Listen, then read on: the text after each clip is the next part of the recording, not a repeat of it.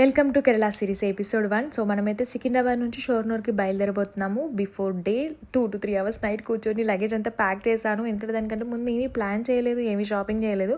ఉన్న వాటిలలోనే వేసుకొని అవుట్ఫిట్స్ అన్నీ తీసుకొని పక్కన పెట్టాను. అండ్ మస్ట్ అండ్ షుడ్గా మనం తీసుకెళ్లాల్సింది స్వెటర్స్ అండ్ మఫ్లర్స్ అనమాట. అందులోని కిడ్స్ ఉన్నారు కాబట్టి. సో మేమైతే 3AC వెళ్ళాము.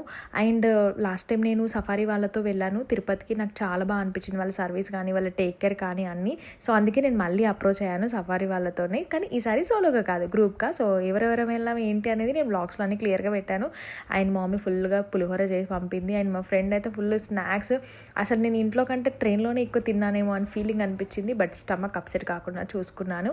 ఇంకా ట్రైన్ జర్నీ వచ్చేసి 24 hours. అమ్మో 24 గంటలు మేము జర్నీ చేయలేనురా బాబు అంటే హ్యాపీగా ఫ్లైట్కి కూడా 1 hourలో వెళ్ళిపోవచ్చు. సో ఫ్రెండ్స్, ఫ్యామిలీ, కిడ్స్ ఉన్నారు, కంఫర్టబుల్గా ఎంజాయ్ చేయొచ్చు, ట్రైన్ని కూడా ఒకసారి ఎక్స్పీరియన్స్ చేయొచ్చు అని అనుకుంటే హ్యాపీగా వెళ్ళొచ్చు. ఇంకా నాకు రాని తంబోలా గేమ్ కూడా మా ఫ్రెండ్ వాళ్ళు నేర్పించేశారు.